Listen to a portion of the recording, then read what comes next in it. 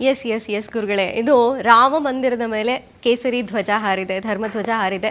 ಅಖಂಡ 120 ಕೋಟಿ ಭಾರತೀಯರ ಕನಸು ನನಸಾಗಿದೆ. ಹಾಗಾದ್ರೆ ಭಾರತ ವಿಶ್ವಗುರು ಆಯ್ತಾ ಅಥವಾ ಆಗತ್ತಾ? ಯಾವಾಗ? ಇಲ್ಲ, ಭಾರತ ವಿಶ್ವಗುರು ಅಂತಲ್ಲ, ರಾಮರಾಜ್ಯಮು ಏಳ್ತಾಮು ಅಂತ ವೀರಬ್ರಹ್ಮಯ್ಯ ಸ್ವಾಮಿ ಚರಿತ್ರೆಯಲ್ಲಿ ಬರೆದಿದೆ.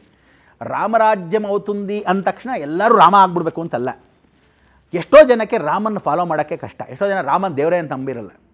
ನರೇಂದ್ರ ಮೋದಿ ನೋಡು, ನಿನ್ನೆ ಬಾವುಟ ಹಾರಿಸಬೇಕಾದ್ರೆ ಕೈಯೆಲ್ಲ ನಡುಕ್ತು. ಕೆಲವರೆಲ್ಲ ಏನಂದರು, ಕಾಂಗ್ರೆಸ್ನವರು ಒಂದಷ್ಟು ಜನ ಪುಡಾರಿಗಳು, ಒಂದಷ್ಟು ಜನ ಬೇರೆಯವರೆಲ್ಲ ಏನಂದರು, ಅಯ್ಯೋ ಮೋದಿಗೆ ಶಿವರಿಂಗ್ ಜಾಸ್ತಿ ಶುರುವಾಗೋಗಿದೆ, ವಯಸ್ಸಾಗಿದೆ, ಕೈ ನಡುಕ್ತಿದ್ದೆ. ಅಯ್ಯೋ ಪೆಕ್ರ ನನ್ನ ಮಕ್ಕಳ, ಅವ್ರಿಗೆ ಆನಂದ ಬಾಷ್ಪದಿಂದ ಕೈ ಬಾವುಟ ಹಾರಿದಾಗ 500 ವರ್ಷದ ಕನಸು ಇವತ್ತು ನನ್ನ ಕೈಯಲ್ಲಿ ಬಾವುಟ ಹಾರ್ತಲ್ಲ ಅಂತ ಆ ಸಂತೋಷಕ್ಕೆ ಆನಂದ ಬಾಷ್ಪದಲ್ಲಿ ಕೈಯಾಗಿ ನಡಗಿದೆ ಹೊರತು ಪೆಕ್ರಗಳ ಥರ ಅವ್ರಿಗೆಲ್ಲ ನಡಗಿದ್ರೆ ಯಾವತ್ತೋ ಆ ನಡಗೋಗ್ತಿತ್ತು. ಅವ್ರು ತೀರ್ಥ ಹಾಕ್ಕೊಳ್ಳಲ್ಲ. ನಂಬರ್ 1. ನಂಬರ್ 2, ಒಂದೇ ನವರಾತ್ರಿ ಮಾಡಲ್ಲ ಮೋದಿ, 5 ಪಂಚನವರಾತ್ರಿಗಳು ಮಾಡೋ ಇಡೀ ಜಗತ್ತಲ್ಲಿ ಒಬ್ಬ ವಿಶಿಷ್ಟ ಪ್ರಧಾನಮಂತ್ರಿ. ಅವತ್ತು ಉಪಚಾರ ಮಾಡಿ, ಉಪವಾಸ ಮಾಡಿ, ಫಾರಿನ್ಗೆ ಹೋದ್ರೂ ಒಂದು ಚೇರ್ಸ್ ಅಂತ ಸುಮ್ಮನೆ ಅವ್ರ ಮುಂದೆ ತೆಗಿತಾರೆ, ಪಕ್ಕಕ್ಕೆ ಇಟ್ಟು ಬಿಸಾಕ್ಬಿಟ್ಟು ಬೇರೆ ಏನೋ ತಿಂತಾರೆ, ಊಟ ಮಾಡ್ಕೊತಾರೆ. 5 ನವರಾತ್ರಿಗಳಲ್ಲಿ ಶ್ಯಾಮಲಾ ನವರಾತ್ರಿ, ವಾರಾಹಿ ನವರಾತ್ರಿ, ಶರಣ್ ನವರಾತ್ರಿ, ಲಲಿತಾ ನವರಾತ್ರಿ, ಸಾವಿತ್ರಿ ನವರಾತ್ರಿ 5 ಮಾಡೋರು ಯಾರು ಅಂದರೆ ಮೋದಿ ಒಬ್ಬರೇ.